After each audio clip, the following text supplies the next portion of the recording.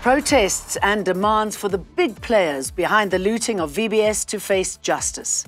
Mpox is spreading so fast it's been declared a public health emergency in Africa. And what are highly toxic substances doing in Shein and Temu products? Hello, I'm Jane Dutton. This is Eyewitness News. No one is above the law. Well, they shouldn't be anyway. The DA has again called for politicians implicated in the VBS scandal to be prosecuted. The party staged a picket outside the High Court in Pretoria today ahead of the appearance of 12 accused in the matter. The DA says criminal cases should have been opened against various individuals, including the EFF's Julius Malema and Floyd Shivambu over the years.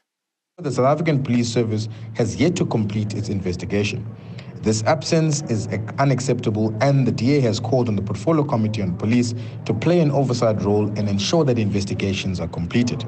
While we accept the charges against VBS officials, we're deeply concerned about the lack of progress in arresting the suspected politicians. Two of the accused want to challenge the appropriateness of the investigation which led to their arrests. Former ANC Treasurer in Limpopo, Danny Nsiza, and former Youth League leader Kabelo Matsepe want a temporary stay of prosecution or for their cases separated from the other accused. They charged with looting nearly 2.3 billion rand from the bank and doctoring its financial statements.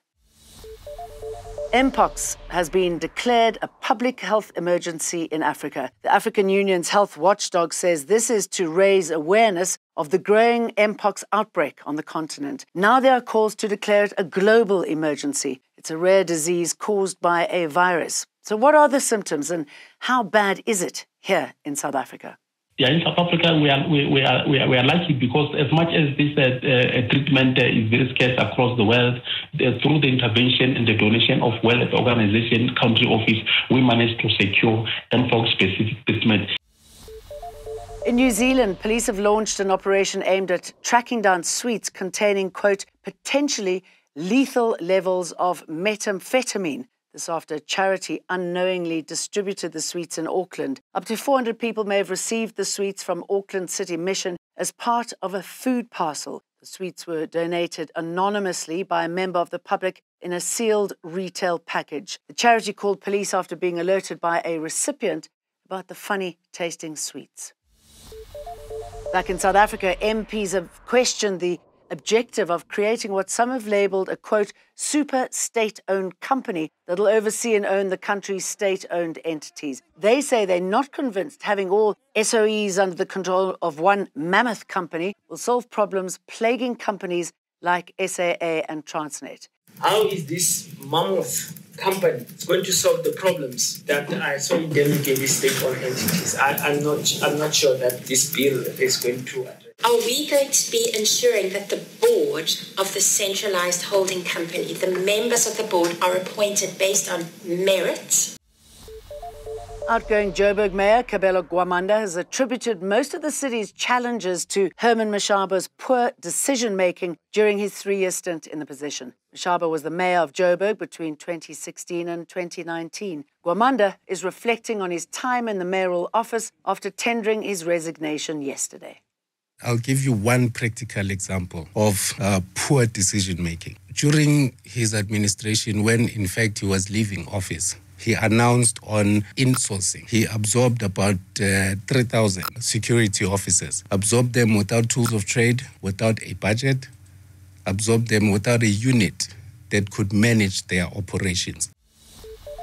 A cataclysmic breaking point is how the UN is describing Sudan. Could today's US broker talks in Geneva help end 15 months of fighting between Sudan's regular army and the paramilitary Rapid Support Forces? The conflict has killed tens of thousands of people and forced millions from their homes. Both sides have been accused of war crimes, but the army is refusing to attend the talks. So what's the point?